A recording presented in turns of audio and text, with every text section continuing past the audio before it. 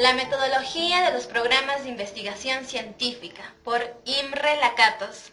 Capítulo número 1. La falsación y la metodología de los programas de investigación científica. Este artículo se escribió en 1968 al 1969 y fue publicado por primera vez por Lakatos en 1970. Allí, Lakatos se refería al artículo como una versión mejorada de su libro y como una versión imperfecta de su próxima, The Changing Logic of Scientific Discovery, un libro proyectado que nunca pudo empezar. Este capítulo se divide en 3 partes. 1. La ciencia, razón o religión. 2. Facilitismo versus falsacionismo. Y 3. Una metodología de los programas de investigación científica. Para dar a conocer un poco más acerca del capítulo número 1, que es la ciencia, razón o religión, vamos a dar una pequeña introducción. Durante siglos, conocimiento significó conocimiento probado bien, de poder intelecto o por la evidencia de los sentidos.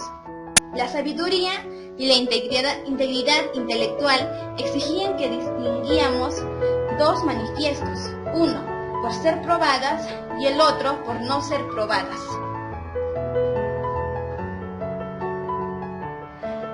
Las características del capítulo número 1 se van a dividir en 3, lo que es la física newtoniana, que es la confusión, la verdad probable y la verdad por consenso.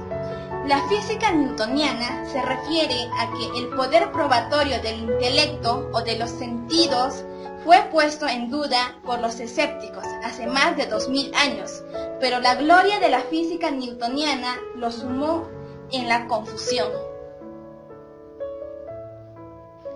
La característica número 2 y la característica número 3 son estructuras clásicas de valores intelectuales. La característica número 2, que es verdad probable, fue realizada por los empiristas lógicos. Su representante es Rudolf Carnap. La verdad por consenso fue realizada por los sociólogos del conocimiento. Sus representantes son Polanyi y Kuhn. Algunos autores van a definir lo que es la ciencia, razón o religión, como es el caso de Popper, marxistas y freudianos y Kuhn.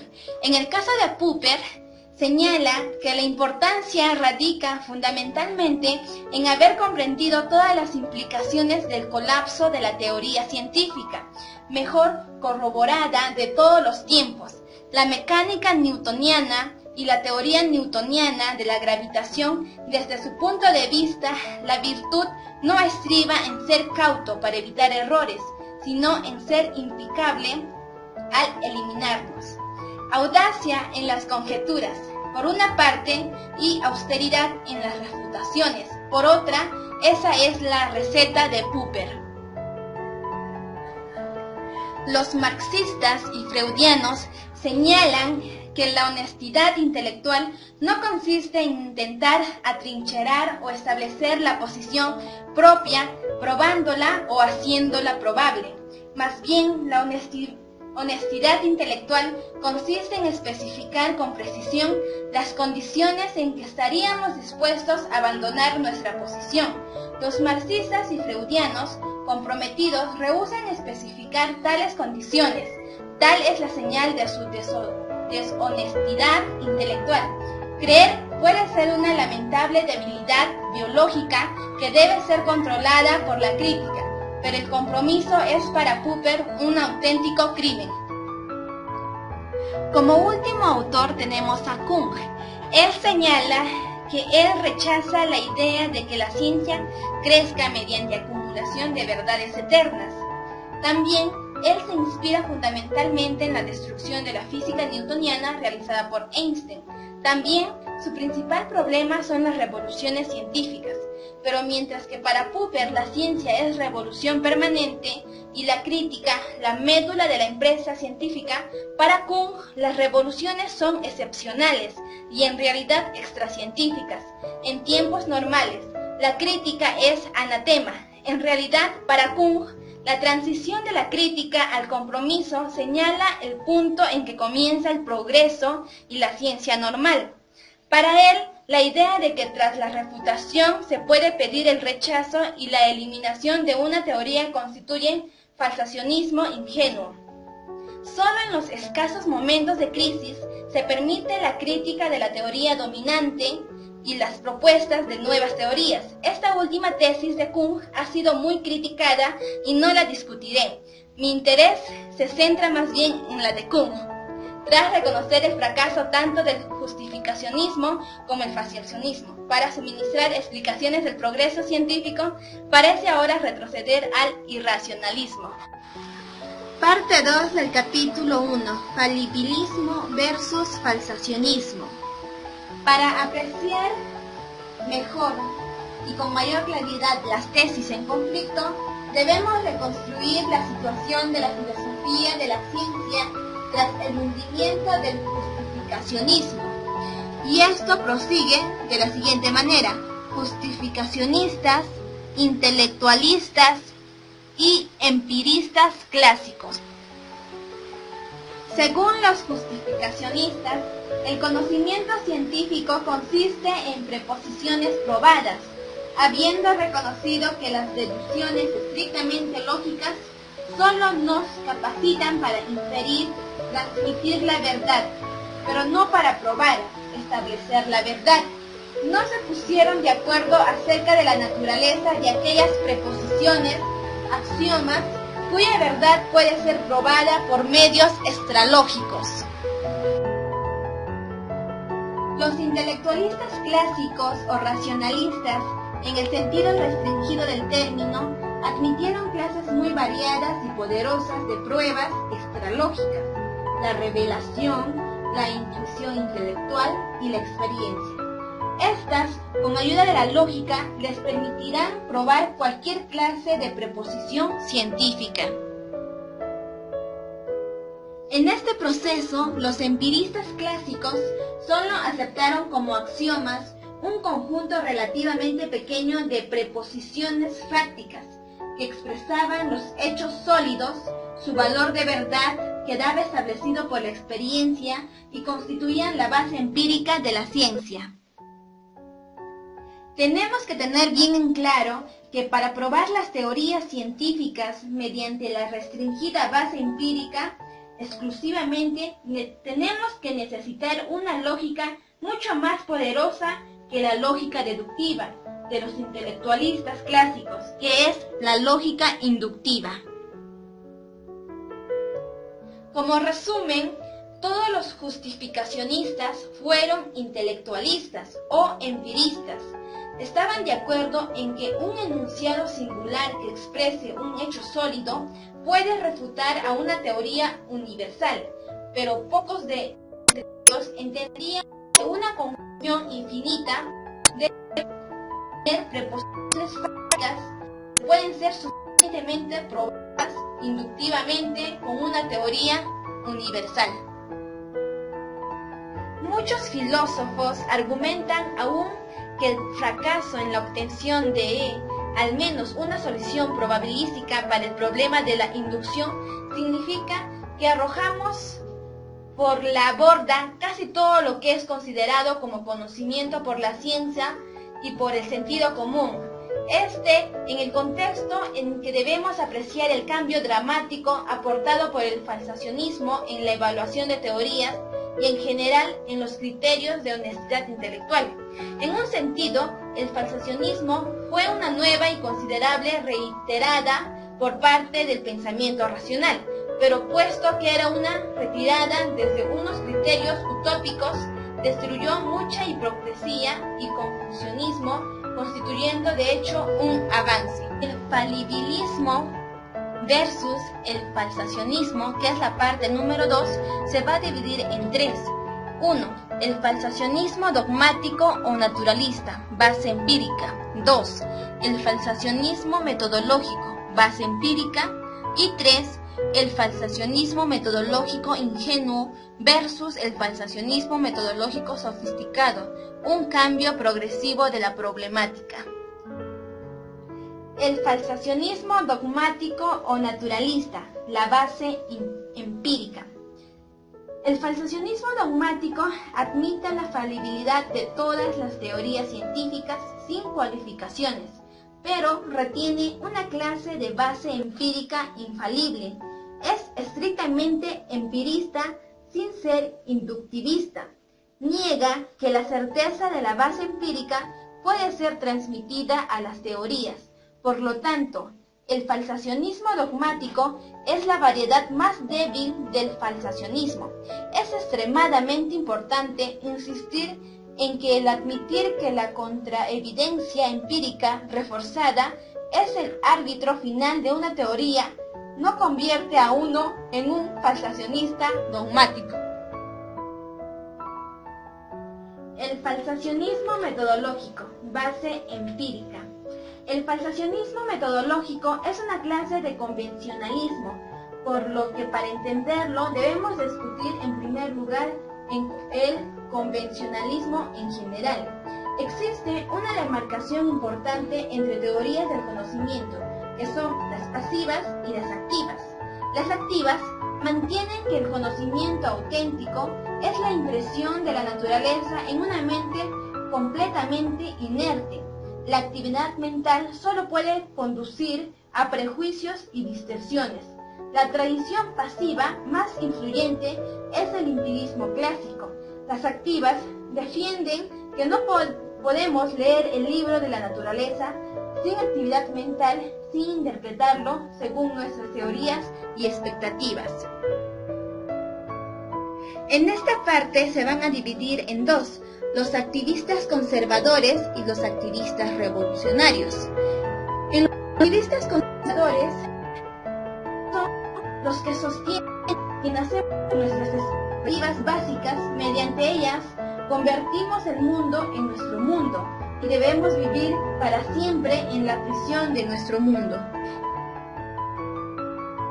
En cambio, los activistas revolucionarios entienden que los marcos conceptuales pueden ser desarrollados y sustituidos por otros nuevos y mejores.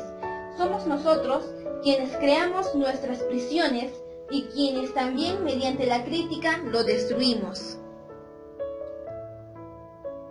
Dentro de los activistas revolucionarios encontramos al convencionalismo revolucionario de Durkheim y al falsacionismo metodológico de Popper. Como última parte tenemos al falsacionismo metodológico ingenuo versus sofisticado, cambios progresivos y regresivos de las problemáticas. El falsacionismo sofisticado difiere del ingenuo, tanto en sus reglas de aceptación o criterio de demarcación, como en sus reglas de falsación o eliminación.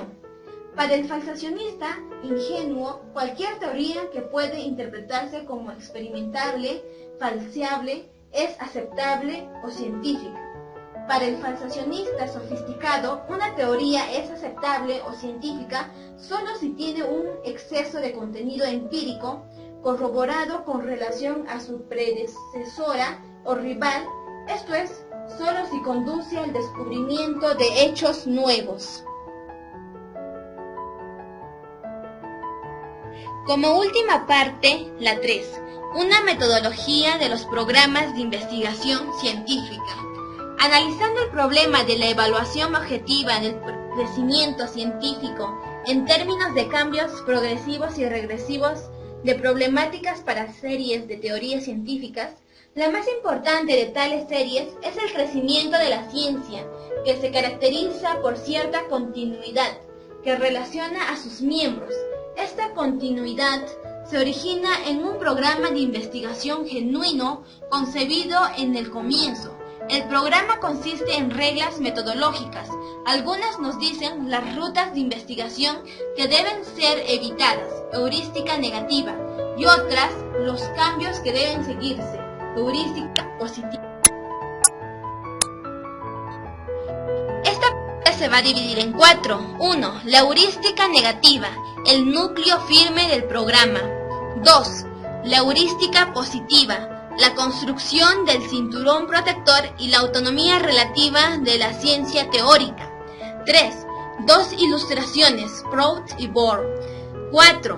Un nuevo examen de los experimentos cruciales, el fin de la racionalidad instantánea.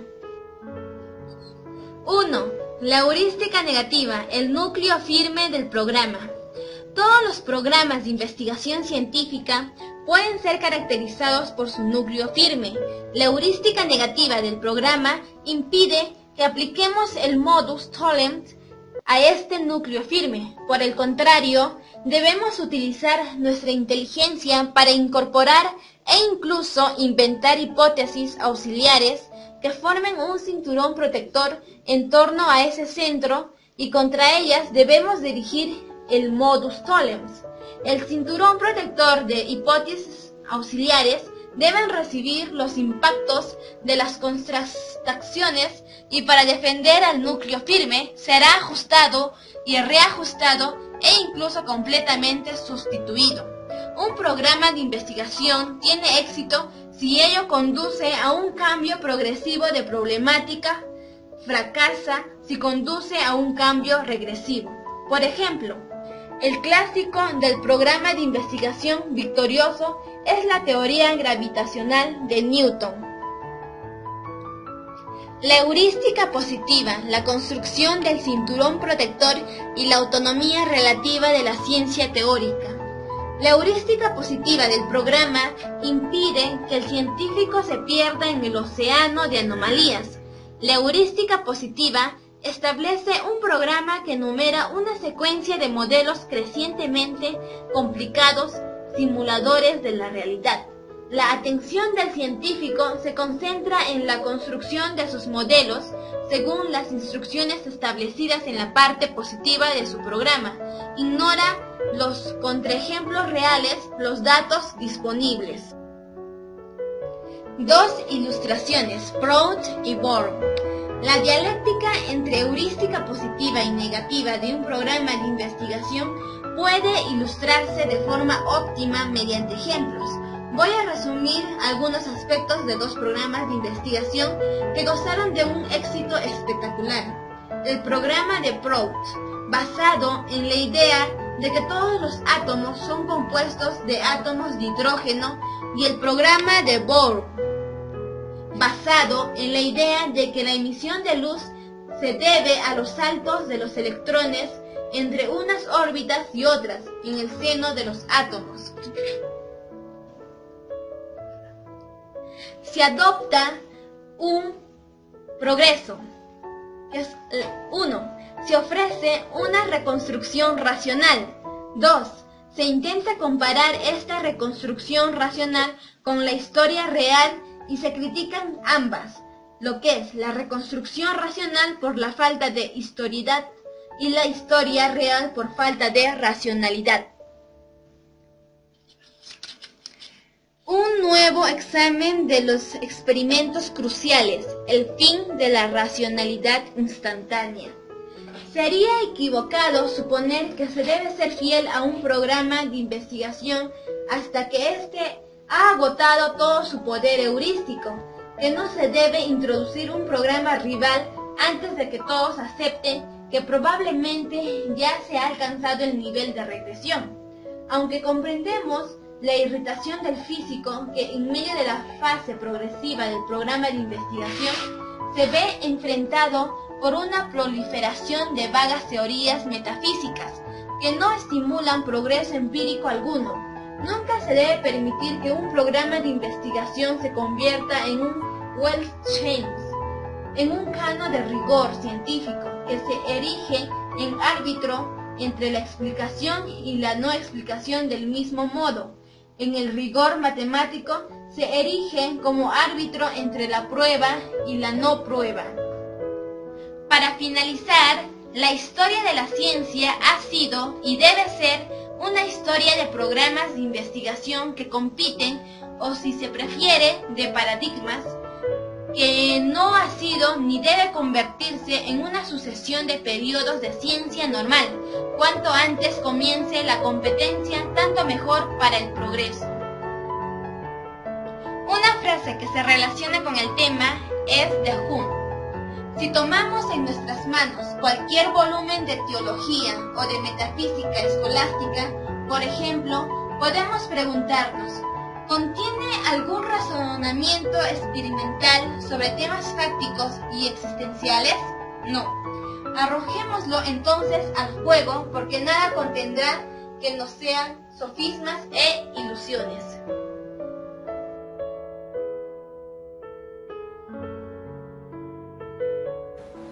Capítulo 2. La historia de la ciencia y sus reconstrucciones racionales. Este capítulo se va a subdividir a su vez en dos partes, pero antes debemos citar a Kant. Kant nos dice que la filosofía de la ciencia sin la historia de la ciencia es vacía, y la historia de la ciencia sin la filosofía es ciega. Es decir, que para poder entender y analizar bien el conocimiento científico, se debe conocer tanto historia como filosofía de la ciencia. Vamos a comenzar con la primera parte que va a hablar acerca de las metodologías de las ciencias rivales, las reconstrucciones racionales como guías de la historia. Antes de desarrollar este aspecto, debemos entender que para los siglos XVII, incluso el siglo XVIII, las metodologías eran un conjunto de reglas mecánicas que te ayudaban a solucionar problemas. Sin embargo, esto en la actualidad es totalmente distinto, ya que las metodologías modernas son sí un conjunto de reglas, pero que te ayudan a validar teorías. Ahora, vamos a empezar con lo que es el inductismo, pasando por el convencionalismo, luego hablaremos acerca del falsacionismo metodológico, para finalizar con la última lógica, que es la metodología de los programas de investigación científica. También hablaremos acerca de la historia interna y externa. Como ya les había mencionado, el inductismo es una lógica teórica o también una metodología. ¿Qué es? Ha sido una de las metodologías más influyentes y estrictas. Según el inductismo, solo se puede tener cabida en la ciencia aquellas proposiciones que describen hechos indiscutibles o generalizaciones inductivas infalibles. Solo se acepta como verdad probada. Ahora, la crítica fundamental al inductismo es la escéptica, quien se encarga de mostrar que la proposición no ha sido probada, por lo tanto se convierte en pseudociencia. Un integrante muy importante del inductismo es el inductismo radical, quien va a ser una variante especial de racionalismo radical. Según este último, tan pronto como se establezca la influencia externa, tal aceptación o proposición debe ser automáticamente negada. Por otro lado, tenemos al convencionalismo. Cabe mencionar que cada lógica nace en contraprestación o contradicción a una anterior. El convencionalismo va a permitir la construcción de cualquier sistema de casillas que organicen los hechos en algún todo coherente. Lo va a considerar, ya sea verdadero o falso, por simple convención, es decir, por un acuerdo de los científicos. Siempre va a preferir lo más simple. Dentro del convencionalismo también tenemos otro integrante, que es el convencionalismo revolucionario, quien dice que las proposiciones fácticas van a ser aceptadas por decisión y no por pruebas experimentales. Además, no va a prohibir especulaciones e incluso permite construir el sistema de casillas ya mencionada en torno a cualquier idea, incluso imaginada. Además, para el convencionalismo es muy importante diferenciar entre convencionalismo del instrumentalismo, ya que este último solo considera las teorías como ni ciertas ni falsas, sino como instrumentos para la predicción. Otra lógica importante es el falsacionismo metodológico. Este nace como crítica a los dos anteriores, como ya lo había mencionado. Según este, una teoría científica solo se puede entrar en conflicto con un enunciado básico. Además, debe predecir estos hechos nuevos. Además, En el caso que se dé esto, debe ser automáticamente eliminado. El representante más destacado es Popper. Otro importante representante del falsacionalismo metodológico es Agassi, quien argumenta que un descubrimiento fáctico debe medirse por la importancia de la teoría que refuta. También, para el historiador popperiano, busca teorías falseables y experimentos cruciales de resultados siempre negativos, ya que estos van a ser ingredientes para su reconstrucción racional. Tenemos otra lógica, que es la metodología de los programas de investigación científica. Las revoluciones científicas consisten en que un programa de investigación reemplaza a otro. La selección de problemas es fundamentalmente dictada por la heurística positiva de su programa y no por anomalías, explicando la gran autonomía de las ciencias teóricas. Estos programas de investigación tienden a progresar o a estancarse. Progresan cuando su crecimiento teórico se anticipa a su crecimiento empírico, y están en forma regresiva o estancan si su crecimiento teórico se anticipa al crecimiento empírico, es decir, todo lo contrario. En conclusión, para las metodologías de los programas de investigación, las predicciones son partes vitales de la historia interna. La historia interna es entendida como aquellos acontecimientos que se han suscitado, mientras la externa se refiere a todo lo que influye en ello, ya sea lo psicológico, lo social, etc. Además, la reconstrucción racional o historia interna es lo principal y la historia externa es secundaria, ya que los problemas más importantes de esta o bien suministran explicaciones no racionales de localización, selectividad o suministran una explicación empírica de tal divergencia. Pasemos ahora a desarrollar la segunda parte, que nos va a hablar acerca de la crítica de las metodologías como contrastación de la reconstrucción racional. Las teorías de la racionalidad se van a clasificar en dos. La primera, las metodologías justificacionistas, que ellas van a establecer reglas metodológicas muy exigentes. Vamos a tener a los neojustificacionistas, quienes plantean una proposición es científica solo si es probado y si ha sido corroborado. Para los clásicos, va a ser científica solo si ha sido probada. También vamos a ver el otro tipo de teorías de la racionalidad, que son las metodologías pragmáticas convencionalistas. Lakatos nos menciona que las metodologías pueden ser criticadas sin referencia directa alguna a cualquier teoría epistemológica y sin utilizar directamente ninguna crítica epistemológica, es decir, todas las metodologías están condenadas a ser finalmente falsadas, incluso la del falsacionalismo. Para su desarrollo se va a subdividir en tres partes. La primera nos va a hablar acerca del falsacionalismo como un criterio, la historia falsa, el falsacionalismo y cualquier otra metodología. Se va a desarrollar un metacriterio cuasi empírico que nos dice si un criterio de demarcación es inconsistente con evaluaciones básicas de la élite científica, debe ser rechazada.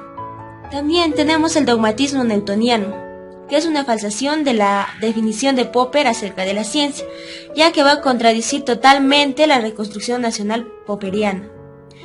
En conclusión, toda metodología puede ser falsada, por una simple y sencilla razón, de que ningún conjunto de juicios humanos es completamente racional, y por lo tanto, ninguna reconstrucción racional puede coincidir nunca con la historia real. Un aspecto que nos va a hablar acerca de las metodologías de los programas de investigación historiográfica. La historia corrobora en distintas medidas sus reconstrucciones racionales. Una buena teoría de la racionalidad debe anticipar ciertos criterios de valor básico, inesperados, de acuerdo con sus predecesores. Por tanto, rechaza una teoría de la racionalidad, solo en favor de otra. La teoría de la racionalidad progresa si se constituye un programa de investigación progresivo. Además, una mala teoría de la racionalidad puede empobrecer la historia. Para concluir con este capítulo, vamos a ver la tercera y última parte que nos habla sobre contra los enfoques metodológicos, apriorísticos y antiteóricos. Para ello, se va a plantear las metodologías euclidianas o apriorísticas. que nos van a establecer un conjunto de reglas a priori, es decir, antes de la experiencia, para la evaluación científica. El representante más importante y reconocido en esta parte es Popper, que nos va a mencionar que debe existir un conjunto de códigos de leyes inmutables, para lo cual estas nos ayuden a definir si una ciencia es buena o mala. Ante esto, muchos filósofos estaban totalmente en desacuerdo. Por ello, ya que los filósofos ridiculizan la idea de un código de leyes, argumentando que ningún código puede ni debe existir, ya que las leyes a priorísticas han siempre resultado equivocadas en el pasado y ahora no debe ser la excepción. Lakatos también se pronuncia ante esto, y él está en desacuerdo con los filósofos de la ciencia, que dan por supuestos que los criterios científicos generales son inmutables y que la razón puede conocerlos a priori, como con los que entienden que a la luz de la razón solo elimina casos particulares. Entonces, cuando una escuela científica se degenera en pseudocientífica, es muy conveniente impulsar un debate metodológico y de ese modo solucionar y llegar a conclusiones.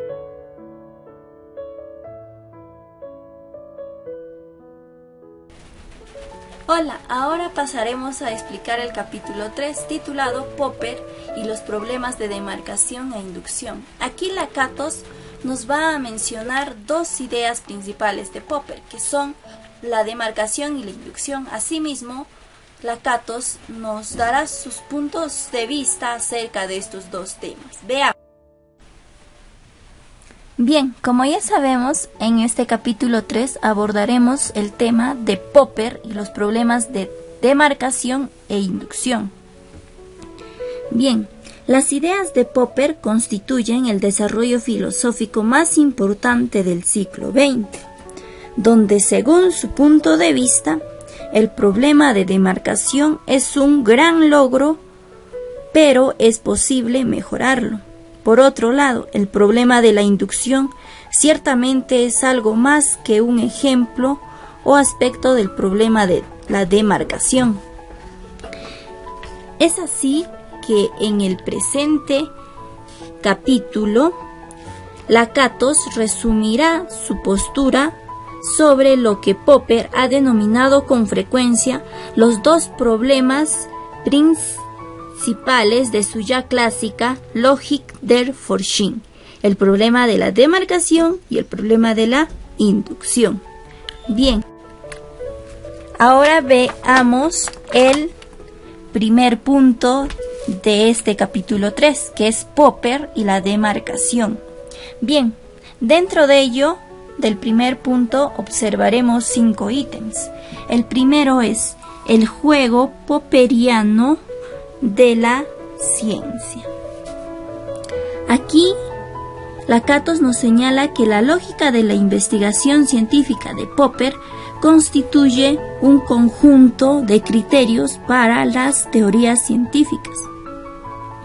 Asimismo, que el método de prueba y error es un método para eliminar las teorías falsas mediante enunciados observacionales, donde las conjeturas son sometidas valerosamente a la prueba para que resulten eliminadas si entran en conflicto con las observaciones, de modo que la historia de la ciencia se contempla como una serie de duelos entre la teoría y los experimentos.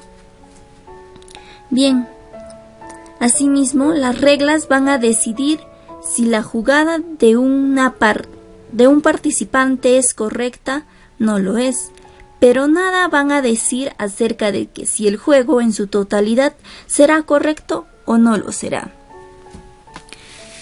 Asimismo, o así también, la lógica de la investigación de Popper contiene propuestas y convenciones que indican cuándo una teoría puede ser considerada seriamente y cuándo debe ser rechazada.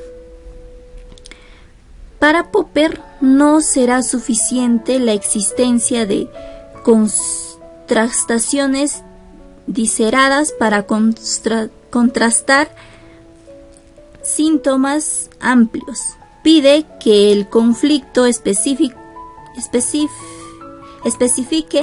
las condiciones experimentales.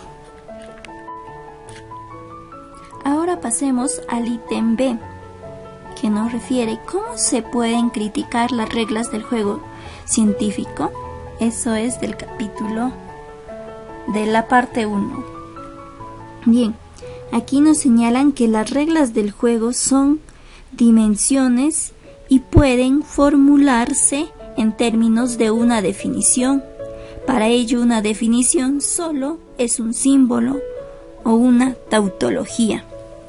Bien, asimismo se menciona el siguiente metacriterio en este ítem B, que una teoría de la racionalidad o criterio de demarcación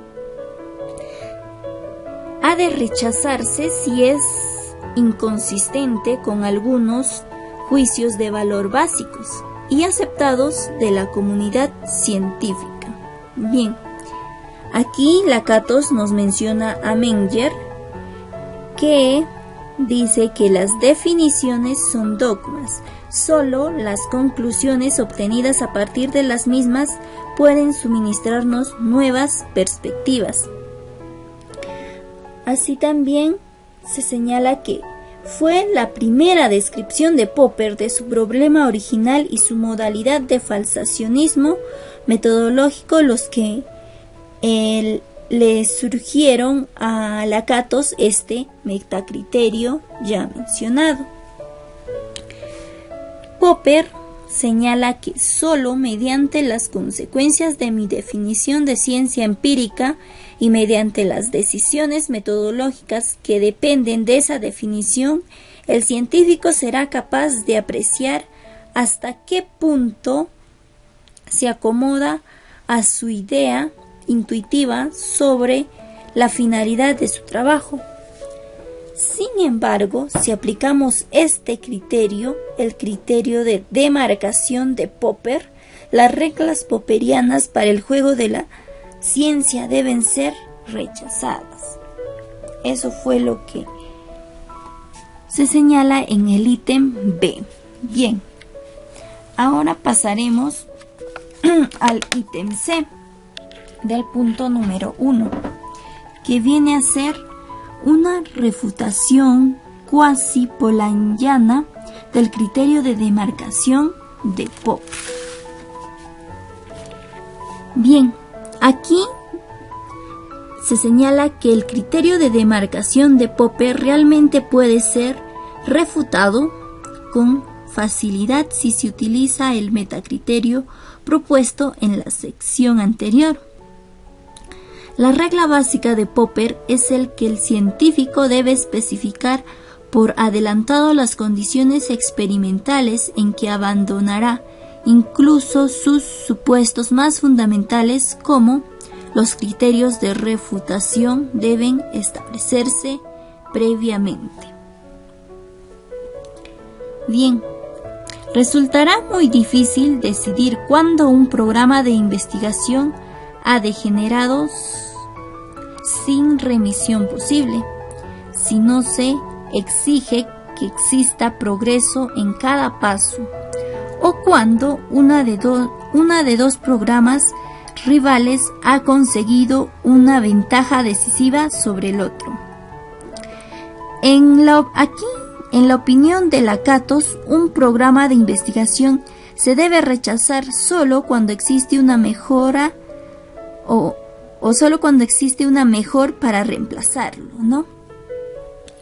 Así también, Lakatos en este ítem tercero señala que en general Popper concentra su atención en la heurística positiva y no en las anomalías perturbadoras, con la esperanza de que los casos reales o recalcitrantes, se transformen en ejemplos confirmatorios conforme progrese el programa. Por tanto, en términos generales, Popper exagera profundamente el poder destructor inmediato de la crítica puramente negativa. Bien, todo ello nos señalan en el capítulo, en el ítem C. Bien. En el ítem D, que lleva por título un criterio de demarcación modificado, acá resulta fácil modificar la definición de la ciencia de Popper, de modo que no se prohíba jugadas esenciales de la ciencia real. En primer lugar, Lakatos señala que uno puede aceptar enunciados no solo básicos, sino también universales, como convencionales. En realidad, esta es la clave más importante para la continuidad del crecimiento científico. Asimismo, la unidad básica de evaluación no debe ser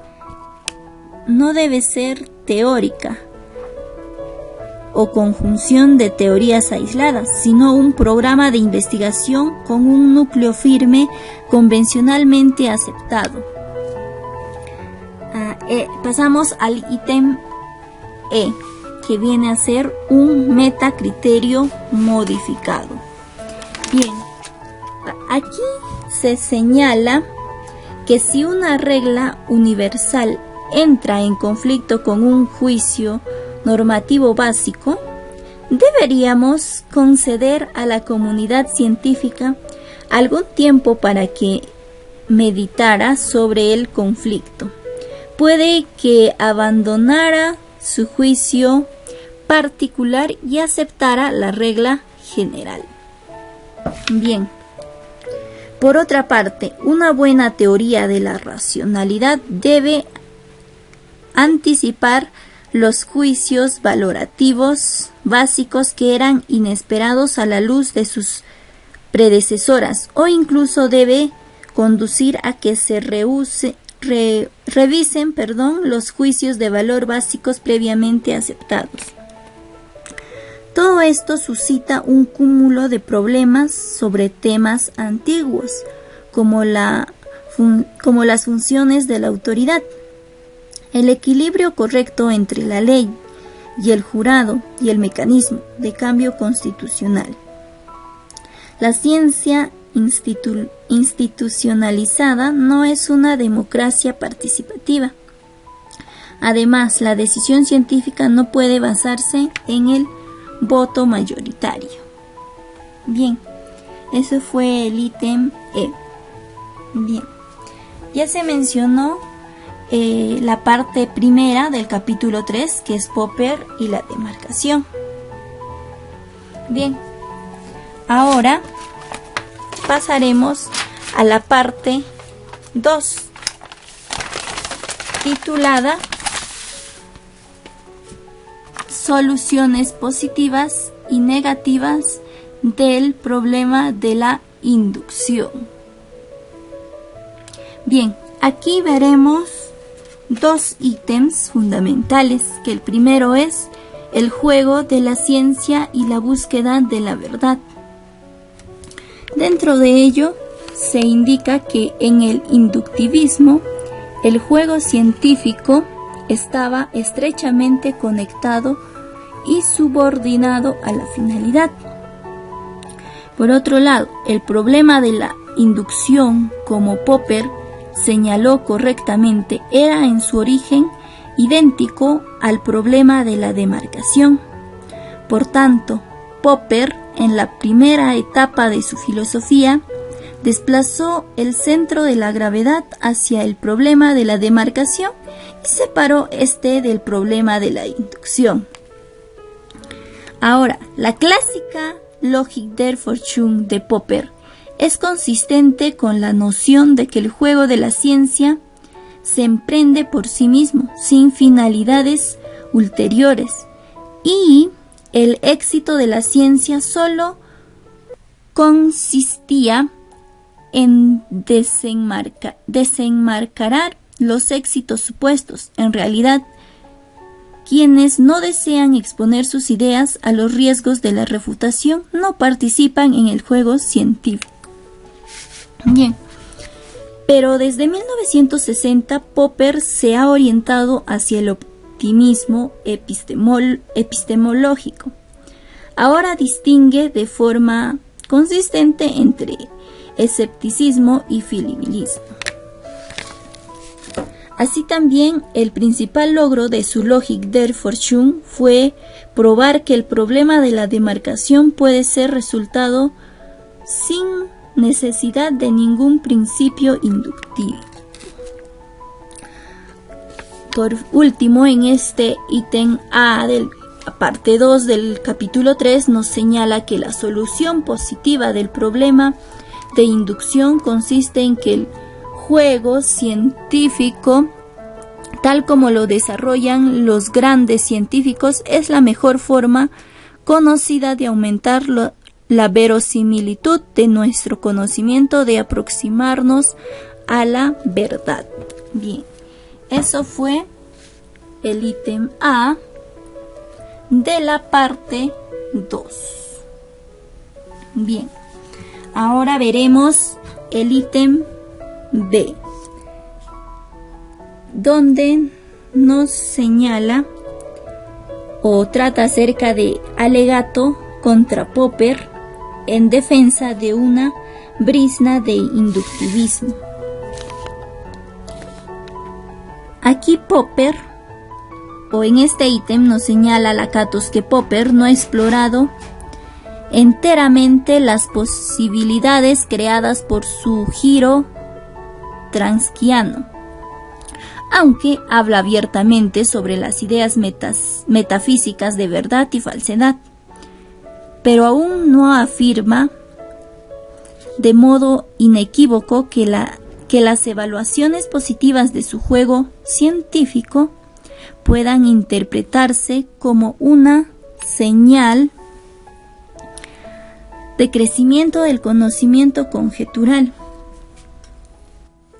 Asimismo, un escéptico puede mantener creencias realistas del enunciado según el cual la verosimilitud de nuestras teorías científicas puede aumentar.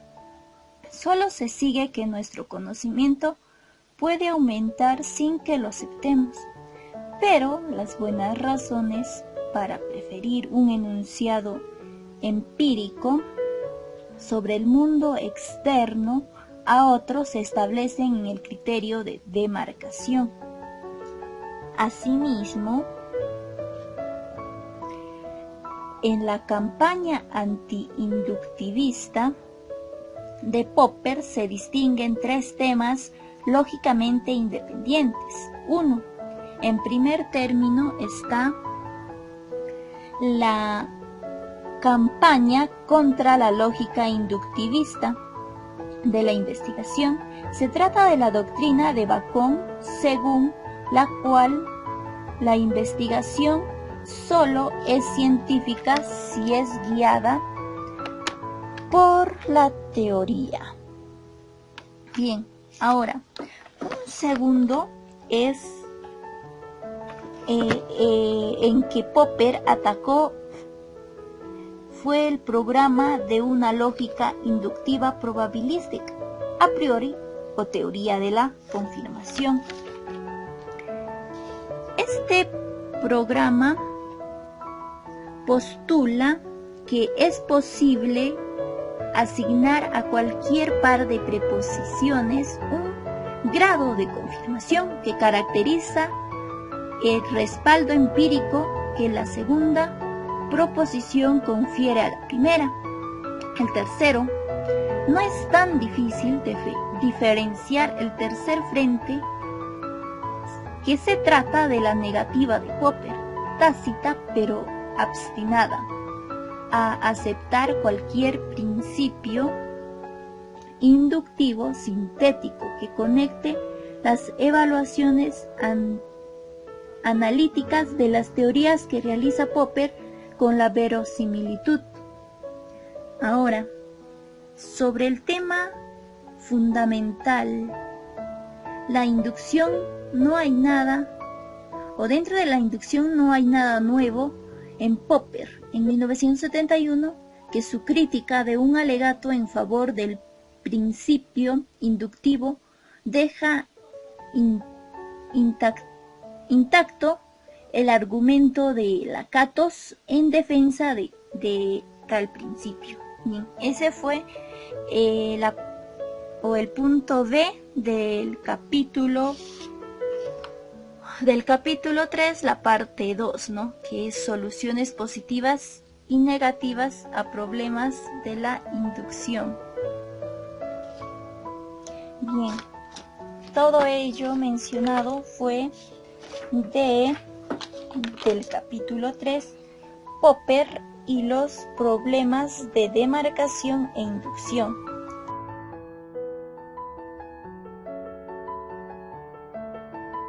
Dentro del capítulo 4, del por qué superó el programa de investigación de Copérnico al de Ptolomeo, encontramos las exposiciones empiristas de la revolución copernicana. ¿Qué es esta revolución copernicana?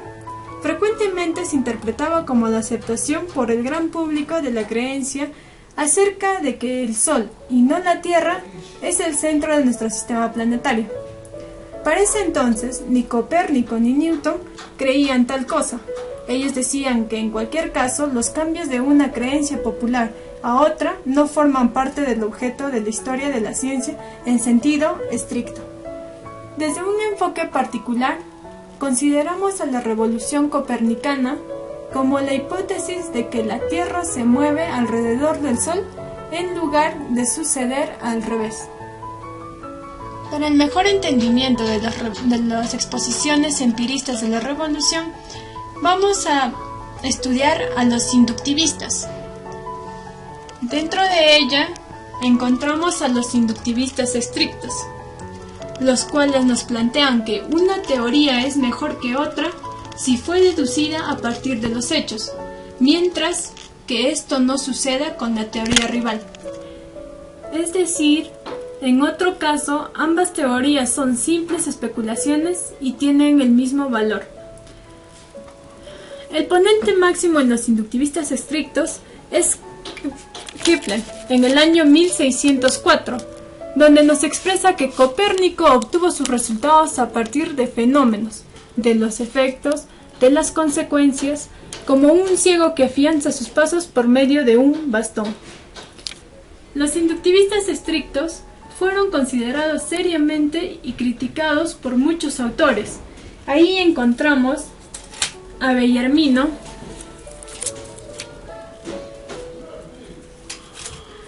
a Whewell, y finalmente fue destruido por Dunham y Popper.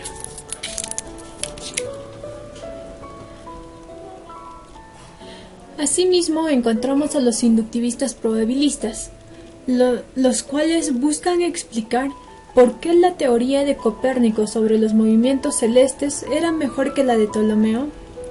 Según los inductivistas probabilistas, una teoría es mejor que otra si tiene una probabilidad superior con respecto a la evidencia total disponible en el momento. En ella encontramos a un autor representante, que viene a ser John Dorling, el cual trata de elaborar una nueva teoría bayesiana acerca de la revolución copernicana. Imre determina que esta teoría fracasará, ya que si las revoluciones científicas consisten en proponer una teoría científica que es mucho más probable, dada la evidencia disponible, entonces no existiría una revolución científica copernicana. Ocupémonos ahora de los falsacionistas.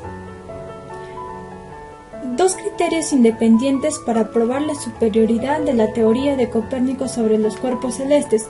Según una versión encontramos las refutables e irrefutables, donde demuestra la superioridad de la teoría de Copérnico sobre los movimientos celestes. Según su versión, la teoría de Ptolomeo era irrefutable. Esto lo vamos a llamar pseudociencia. y la de Copérnico era refutable, la cual va a pasar a ser llamada ciencia. Otra versión del falsacionismo pretende que ambas teorías fueron durante mucho tiempo igualmente refutables. Eran virales mutuamente. Otra versión del falsacionismo pretende que ambas teorías fueron durante mucho tiempo igualmente refutables. Estas eran rivales mutuamente incompatibles y permanecían irrefutadas. Sin embargo, finalmente, en algún tardío experimento crucial, refutó a Ptolomeo y corroboró a Copérnico. Como dice Popper, en el año 1963, el sistema de Ptolomeo no fue refutado cuando Copérnico elaboró el suyo. En estos casos, cuando los experimentos cruciales resultan de una importancia decisiva. En tal caso, diremos que el hecho en el que se debe insistir una y otra vez es que no existan medios mediante los cuales pudieran verificarse por observación la validez del sistema planetario copernicano, hasta que 3 siglos más tarde se crearán instrumentos aptos para medir la paralaje de la estrella fija más próxima. Durante este intervalo de tiempo, la verdad o falsedad de la hipótesis copernicana debería ser una cuestión científica indecisa. El segundo punto a tratar es el simplicismo. En ella vamos a encontrar al convencionalismo, el cual nos plantea que una teoría es aceptada por convención, con ingenio suficiente, con la cual podemos acomodar los hechos en cualquier marco conceptual. Esta posición bergosiana es lógicamente impecable, pero conduce al relativismo cultural. La mayoría de los convencionalistas tratan de evitar el relativismo y adoptan alguna variante del simplicismo. La primera persona que afirmó el mérito principal del hallazgo de Copérnico era el haber producido un sistema más simple y por ello mejor que el de Ptolomeo. El segundo representante viene a ser Adam Smith, el cual nos muestra las nuevas y exactas observaciones que eran igualmente compatibles con el sistema de Ptolomeo. La ventaja del sistema copernicano radicaba en el grado superior de coherencia que suministró a las apariencias celestes, en la simplicidad y uniformidad que introdujo en las direcciones reales y en las velocidades de los planetas. Pero la mayor simplicidad de la teoría copernicana era un mito comparable al de su mayor precisión. El mito de la mayor simplicidad fue destruido por el trabajo profesional y cuidadoso de los historiadores modernos, quienes nos recuerdan que si la teoría copernicana soluciona ciertos problemas de forma más simple que la teoría de Ptolomeo, el precio de tales simplificaciones es la aparición de complicaciones inesperadas en la solución de otros problemas. Creo que se puede afirmar con justicia que los sistemas de Ptolomeo y de Copérnico están aproximadamente equilibrados por lo que a simplicidad se refiere, pero si tal es el caso, la coherencia parece residir en los ojos del observador. Diremos que la simplicidad parece que depende de los gustos subjetivos de cada uno. Si el incremento dramático de simplicidad en teorías observacionalmente equivalentes es lo que distingue las revoluciones científicas, entonces la revolución copernicana no puede ser considerada como una de ellas, aunque algunas personas, como Kepler, entendieron que su superioridad se debía a la bella armonía que introdujo. Volvamos ahora al falsacionismo popperiano, donde Popper pone mucho acento en los experimentos cruciales y en este sentido es un empirista de acuerdo con la terminología que maneja Imre.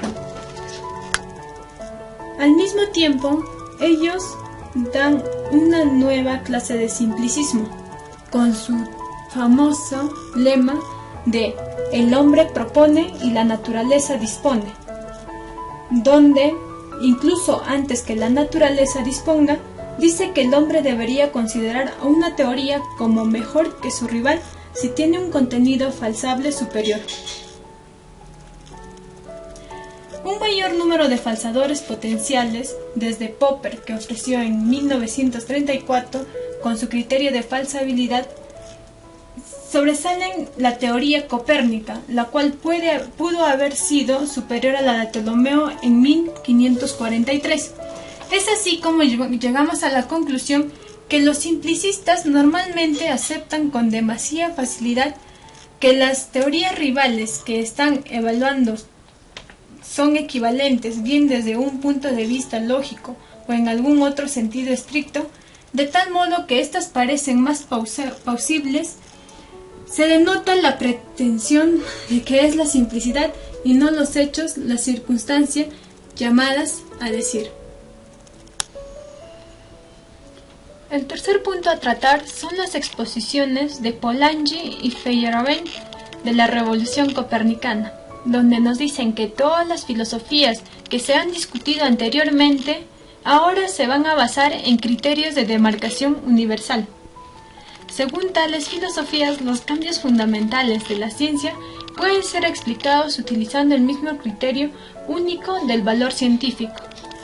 Citaremos a Polanyi, para quien es utópica la búsqueda de un criterio de racionalidad universal. Mediante ello podrían decidir qué es científico y qué es pseudocientífico, o qué teoría es mejor y cuál es peor. Asimismo, para decir si es científico o pseudocientífico, se podía contar con la jurisprudencia, pero no con un código. Este código lo manejaba el Tribunal de Científicos. Y si se daba el caso de la rivalidad en teorías, esta se debía dejar a los grandes científicos para que decidan cuál es mejor. En opinión de Feyerabend, decía que era de esperar el fracaso de los demarcacionistas y de los elitistas. El brillante líder del relativismo cultural expresaba lo siguiente, que si el sistema de Ptolomeo era un conjunto de creencias, entonces el de Copérnico era otro distinto. Los seguidores de Ptolomeo tuvieron sus éxitos y los copernicanos los suyos. Al final, los copernicanos lograron una victoria propagandística. Pero ello no solo constaba la aceptación de la teoría copernicana, la cual pasó a resultar ser una cuestión de creencias metafísicas.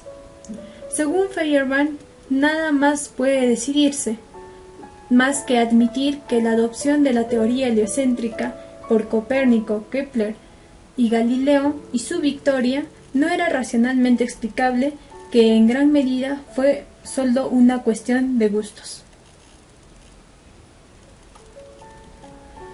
Como cuarto punto y final, encontramos a la revolución copernicana expuesto a la luz de los programas de investigación científica.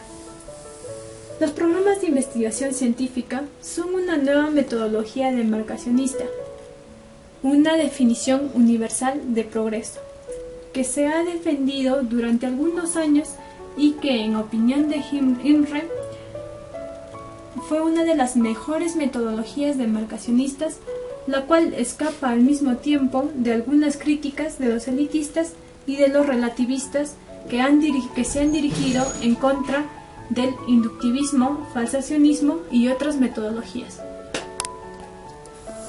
En primer lugar, se explicará brevemente sobre los rasgos centrales de la metodología. En ella encontramos el primero, que nos dice que es una unidad de evaluación y no una hipótesis aislada. Un programa de investigación es más bien una clase especial de cambio problemático, la cual consiste en una serie de teorías en desarrollo. Ello tiene una estructura que posee firmemente y persistentemente un núcleo. Asimismo, se establecen reglas para la evaluación de programas. En ella encontramos que es progresivo o regresivo. Es teóricamente progresivo si cada modificación conduce a nuevas e inesperadas predicciones, y es empíricamente progresivo si alguna o al menos de tales predicciones nuevas nos van a resultar corroboradas. Es así como un programa de investigación nunca soluciona todas sus anomalías, siempre abundan las refutaciones. También contiene una noción de progreso heurístico, donde nos especifica que las sucesivas modificaciones del cinturón protector deben ser acordes con la heurística. Los científicos desconfían acertadamente de los procedimientos ad hoc para la solución de anomalías. Dentro de las características del progreso heurístico encontramos que uno supera a otro si tiene un exceso de contenido de verdad sobre su rival. Asimismo, podemos decir que dos programas de investigación rivales no son equivalentes si solo son idénticos.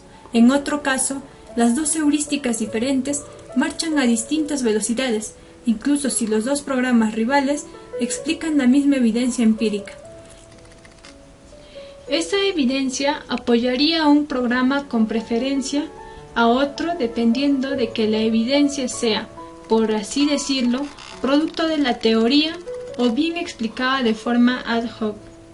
El peso de la evidencia no solo es función de una hipótesis falsable y de la evidencia, sino que también depende de factores temporales y heurísticos.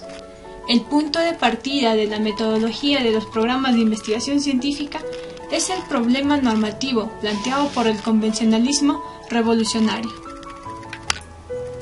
Ambos programas, tanto el progresivo como el regresivo, tienen su origen en el programa pitagórico platónico, cuyo principio básico era que, puesto que todos los cuerpos celestiales son perfectos, todos los fenómenos astronómicos deben reproducirse mediante una combinación de números mínimos de movimientos circulares y uniformes.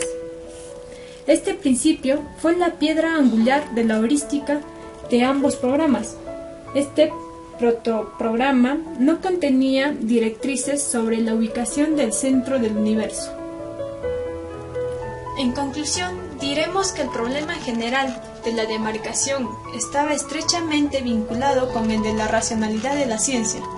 Su solución que debía indicarnos en qué circunstancia es racional o irracional la aceptación de una teoría científica, era por el momento no existente, en cuanto a un criterio universalmente aceptado.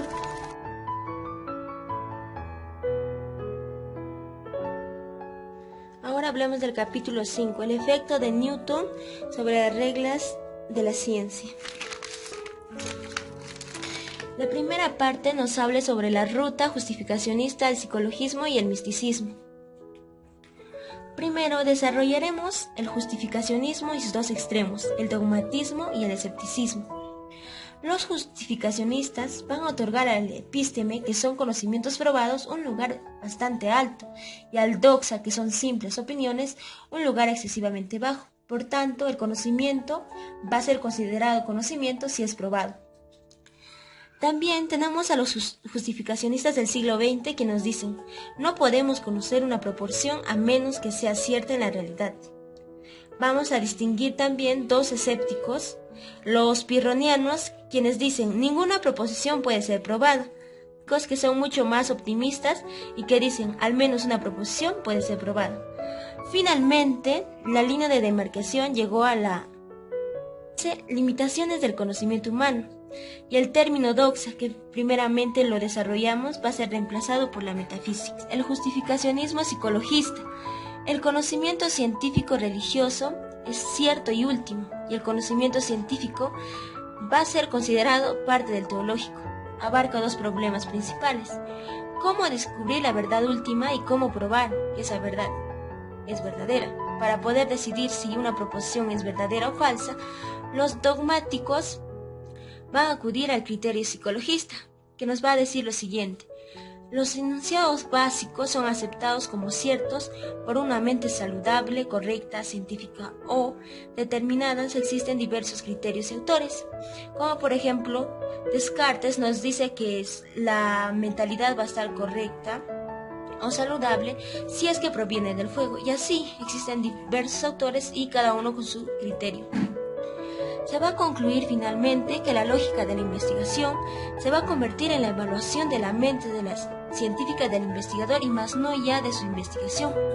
También para este siglo se va a acuñar una frase de Lutero que nos dice: un cristiano debe tener la certeza de lo que afirma o no es un cristiano. Aquí vamos a tratar 4 puntos fundamentales, que el primero está titulado El problema de Newton. Aquí Lakatos nos señala que la teoría de Newton, según los criterios justificacionistas de su época, no constituía conocimiento. Para comprender el compromiso newtoniano, consideremos las formas habituales de crítica científica empleadas en el siglo XVII. Asimismo, los escépticos científicos utilizaban el método venerable de la regresión infinita de pruebas y definiciones.